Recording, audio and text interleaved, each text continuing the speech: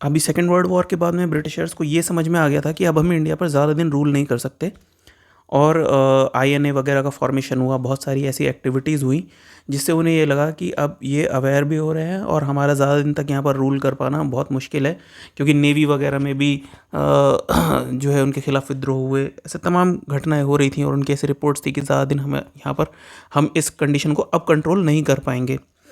और इसी बीच में क्या होता है कि 20 Feb 1947 को ब्रिटिश प्राइम मिनिस्टर क्लेमेंट एटली उसने अनाउंस कर दिया कि 30 जून को 1948 को ब्रिटिश रूल इंडिया में एंड हो जाएगा, after which power will be transfer to responsible Indian hands. इस अनाउंसमेंट के बाद में मुस्लिम लीग, जैसा कि उसका पहले से ही एक तय था कि भाई उसको अलग एक मुस्लिम नेशन चाहिए, तो उसने पार्टीशन के लिए अपना एजिटेशन स्टार्ट कर दिया।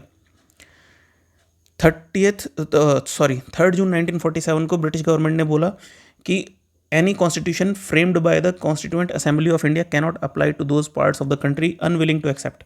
मतलब कि कोई भी कॉन्स्टिट्यूशन जो इंडिया की कॉन्स्टिट्यूएंट असेंबली बनाएगी वो उन एरियाज़ पर लागू नहीं हो सकता जो अनविलिंग होंगे इसे एक्सेप्ट करने के। जो एरिया अपना विलिंगली इसको एक्सेप्ट कर लेंगे वहीं पर ये लागू होगा। Same day Mountbatten plan आ गया, 3 जून 1947 को ही, plan for the partition of India. Congress और लीग दोनों ने इसको एक्सेप्ट कर लिया, इसीलिए फिर तुरंत ही इंडियन इंडिपेंडेंस एक्ट को इनेक्ट करने के लिए शुरुआत कर दी गई और इसे ब्रिटिश पार्लियामेंट में 4 जुलाई 1947 को इसको प्रेजेंट किया गया और इसको रॉयल असेंट मिल गई 14 दिन के अंदर ही, 18 जुलाई 1947 को। मतलब इतना जल्दी में सब काम हो रहा था, क्योंकि इंडिया में कंडीशंस ख़राब होती जा रही थी, जगह जगह राइट्स हो रहे थे, सब कुछ हो रहा था, तो काम बहुत तेज़ी से करना था। और ब्रिटिशर्स को ये अपने ऊपर भी आरोप नहीं लेना था कि ये इतने बड़े मैसेकर के लिए वो लोग रिस्पॉन्सिबल हों। अब इस एक्ट के क्या फीचर्स थे? एक तो ब्रिटिश रूल एंड हो गया, इससे ये क्लियर ही है इंडिया में कि इंडिया को इंडिपेंडेंट और सोवरेन स्टेट 15 अगस्त से इंडिया को डिक्लेयर कर देंगे। It provided for the partition of India by creating 2 independent dominions of India and Pakistan with the right to secede from the British Commonwealth. इस एक्ट में ये प्रोविजन किया गया कि इंडिया के पार्टीशन का, जिसे हम माउंट बेटन प्लान बोलते हैं, उसके तहत इंडिया को 2 डोमिनियंस में, इंडिया और पाकिस्तान में डिवाइड कर दिया जाएगा और इसके पास राइट होगा कि ब्रिटिश कॉमनवेल्थ से निकल भी सकता है। डोमिनियन स्टेट क्या होता है ये हम जान लेते हैं। डोमिनियन स्टेट ऑटोनॉमस स्टेट होते हैं, ऑटोनॉमस कम्युनिटीज़ होती है विद इन ब्रिटिश एम्पायर, जो आपस में इक्वल होते हैं स्टेटस में, बट उनका एलिजेंस क्या होता है, वो क्राउन के प्रति होता है, उनकी निष्ठा क्राउन के प्रति होती है। तो इंडिया और पाकिस्तान को उस समय डोमिनियन स्टेटस एक तरीके से दिया गया था, लेकिन ये सिर्फ कहने के लिए था, सिम्बॉलिकली था, एक्चुअल में वो इंडिपेंडेंट ही हो गए थे। वो India remained dominion till it adopted it's constitution on 26 जन 1950। इंडिया कब तक डोमिनियन स्टेटस था इंडिया का? जब तक उसने अपना कॉन्स्टिट्यूशन अडॉप्ट नहीं कर लिया था 26 जनवरी 1950 को। ये कहने के लिए ही था डोमिनियन स्टेटस, बट एक्चुअल में इंडिया एक इंडिपेंडेंट नेशन ही था उस समय। वायसराय का ऑफिस, क्योंकि अब कोई ज़रूरत नहीं थी वायसराय ऑफिस की, डायरेक्ट ब्रिटिश क्राउन ने तो अपना रूल हटा लिया था, और वायसराय क्या होता था, ब्रिटिश का डायरेक्ट प्रतिनिधि होता था। ब्रिटिश जो किंग या क्वीन होते थे उसका डायरेक्ट प्रतिनिधि होता था। तो अब ब्रिटिश किंग और क्वीन ने तो अपना जो है इंडिया और पाकिस्तान से पल्ला झाड़ लिया था, तो उसकी कोई ज़रूरत नहीं थी अब, तो इसलिए वायसराय ऑफिस को एबॉलिश कर दिया गया और दोनों डोमिनियन को एक एक गवर्नर जनरल दे दिया गया, जिसे अपॉइंट किया था ब्रिटिश किंग ने, क्योंकि अभी भी ये डोमिनियन ही थे, on the advice of dominion cabinet. लेकिन ये जो गवर्नर जनरल थे इसके लिए एडवाइस किसने किया था? इंडिया और पाकिस्तान की जो कैबिनेट थी उसने जिसको बोला तो किंग ने उसको अपॉइंट कर दिया। His majesty's government in Britain was to have no responsibility with respect to government of India and Pakistan, कि अब जो है ब्रिटिश क्राउन की कोई रिस्पॉन्सिबिलिटी नहीं है गवर्नमेंट ऑफ इंडिया और पाकिस्तान के लिए। इस एक्ट ने एम्पावर किया कॉन्स्टिट्यूएंट असेंबलीज दोनों डोमिनियंस की जो थी उनको, to frame and adopt any constitution for their respective nations and to repeal any act of British parliament including independence act itself. इसका मतलब यह है कि इस एक्ट ने दोनों देशों की कॉन्स्टिट्यूएंट असेंबलीज़ को एम्पावर किया कि तुम अपना कॉन्स्टिट्यूशन बनाओ और उसको अडॉप्ट करो अपने अपने देशों के लिए, और कोई भी जो ब्रिटिश पार्लियामेंट का एक्ट है जो अभी तक देश पे लागू था, क्योंकि हम लोग ब्रिटिश के अंडर में थे, तो उनके जो भी एक्ट चल रहे थे उसको रिपील यानी वापस लिया जा सकता था इन दोनों के द्वारा, कॉन्स्टिट्यूएंट असेंबलीज़ के द्वारा, इंक्लूडिंग इंडिपेंडेंस एक्ट इटसेल्फ। मतलब अंग्रेजों ने बोला अगर तुम चाहते हो कि इंडिपेंडेंस एक्ट भी तुम रिपील करो तो इंडिपेंडेंस एक्ट भी रिपील कर सकते हो, हम वापस आ सकते हैं शासन करने अगर तुम लोग चाहो तो। तो मतलब उस समय कॉन्स्टिट्यूएंट असेंबलीज को ये भी राइट दिया गया था कि भाई अगर तुम लोग चाहो कि इंडिपेंडेंस एक्ट भी वापस तो इंडिपेंडेंस एक्ट को भी रिपील कर सकते हो, वापस हमारे गुलाम बन जाओ अपनी खुशी खुशी से। Act empowered the constituent assemblies of two dominions to legislate for their respective territories till the new constitution were drafted and enforced। मतलब कि एक्ट ने ये भी एम्पावर किया कि दोनों जो कॉन्स्टिट्यूएंट असेंबलीज हैं दोनों डोमिनियन की, वो कानून बना सकती हैं। To legislate means to make laws, to legislate for the respective territories till the new constitution was drafted and enforced. मतलब कि अभी जो कॉन्स्टिट्यूएंट असेंबलीज हैं वही पार्लियामेंट की तरह फंक्शन कर सकती हैं करेंगी जब तक कि नया कॉन्स्टिट्यूशन नहीं आ जाता, और उसको कानून को लागू भी करवाएंगे। मतलब वही एग्जीक्यूटिव रहेंगी, वही सरकार रहेंगी और वही लेजिस्लेचर रहेगी। जो हमारी कॉन्स्टिट्यूएंट असेंबली है वो एक सरकार की तरह से, एग्जीक्यूटिव की तरह से भी काम करेगी और लेजिस्लेचर की भी तरह से काम करेगी। And no act of British parliament passed after 15 August 1947 was to extend to either of the new dominions unless it was extended thereto by a law of the legislature of the dominion. और British parliament के द्वारा पास किया गया कोई भी कानून 1947 के बाद वाला इन दोनों डोमिनियंस पर नहीं लागू होगा जब तक कि दोनों की जो लेजिस्लेचर है, मतलब दोनों की जो कॉन्स्टिट्यूएंट असेंबली है, वही लेजिस्लेचर थी उस समय, जब तक कि वो ऐसा ना चाहे। Office of the secretary of the state for India उसको एबॉलिश कर दिया, क्योंकि सेक्रेटरी ऑफ स्टेट लंदन में बैठता था और उसकी कोई अब ज़रूरत नहीं थी क्योंकि इंडिपेंडेंट हो रहा था, तो उसको एबॉलिश कर दिया और उसके function secretary of state for Commonwealth affairs को ट्रांसफ़र कर दिए गए।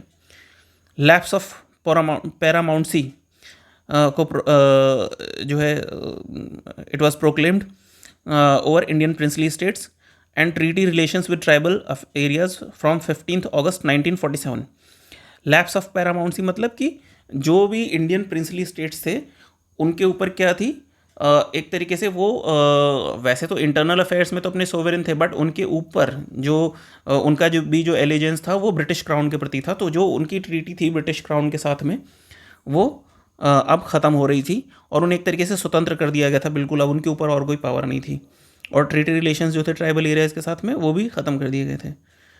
और इंडियन प्रिंसली स्टेट्स को फ्रीडम दे दी गई थी कि तुम चाहे तो इंडिया ज्वाइन कर लो या पाकिस्तान को ज्वाइन कर लो, चाहो तो इंडिपेंडेंट रहो। मतलब ये भी रिसीडिंग कॉलोनियल पावर की एक सिंबल है कि जाते जाते भी डिस्टर्ब करके जाना अपनी जो कॉलोनी है उसको।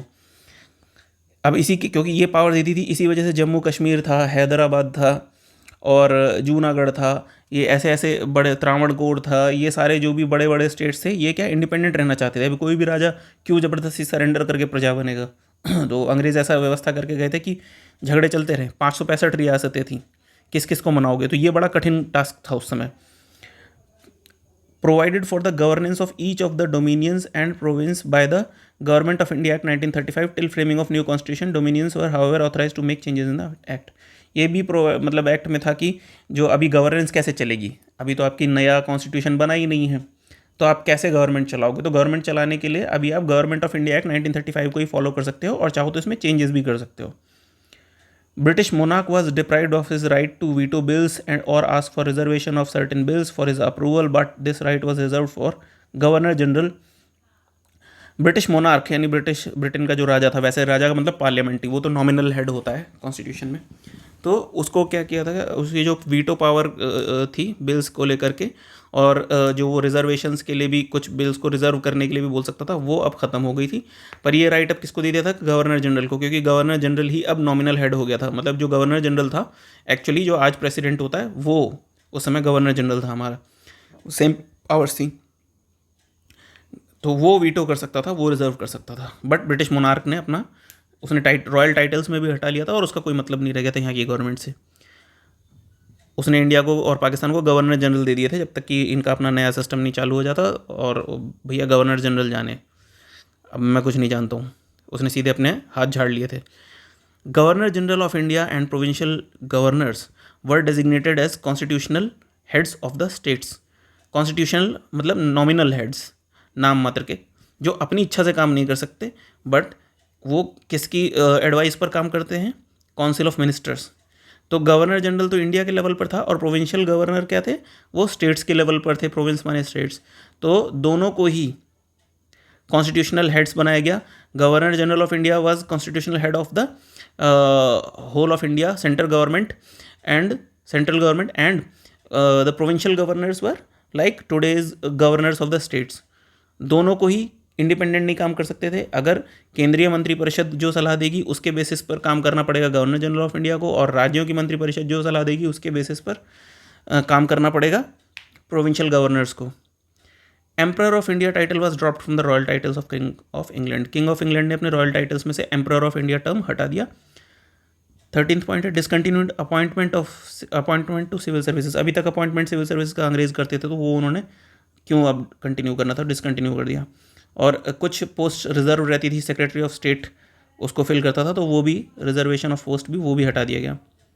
हालांकि ये कंडीशन रखी गई कि 15 अगस्त 1947 यानी इंडिपेंडेंस से पहले जितने भी अपॉइंट किए गए सिविल सर्वेंट्स हैं उनके जो भी बेनिफिट्स हैं वो कंटिन्यू रहेंगे। They will continue to enjoy all the benefits that they were entitled till that time. First governor general viceroy उस समय लॉर्ड माउंटबेटन था, तो उसी को पहला गवर्नर जनरल बना लिया गया, एक तरीके से हमारा पहला राष्ट्रपति कह लो। तो राष्ट्रपति उस समय वो टर्म नहीं था, गवर्नर जनरल था, तो वायसराय जो था लॉर्ड माउंटबेटन उसी गवर्नर जनरल बनाया गया, क्योंकि शपथ दिलवाने के लिए कोई तो चाहिए अनइलेक्टेड लोगों को। हमारी जो पहली गवर्नमेंट थी वो तो अनइलेक्टेड ही थी ना, वो तो कॉन्स्टिट्यूएंट असेंबली को ही हम लोगों ने, पहला पार्लियामेंट हमारी बन गई थी। नेहरू जी कोई चुनाव लड़ करके प्रधानमंत्री पद के लिए थोड़ी प्रधानमंत्री बने थे। तो माउंटबेटन ने जवाहरलाल नेहरू और को as a first prime minister of independent India शपथ दिलाई, और जो हमारी कॉन्स्टिट्यूएंट असेंबली जो 1946 में फॉर्म हुई थी वही हमारी जो पार्लियामेंट बन गई इंडियन डोमिनियन की।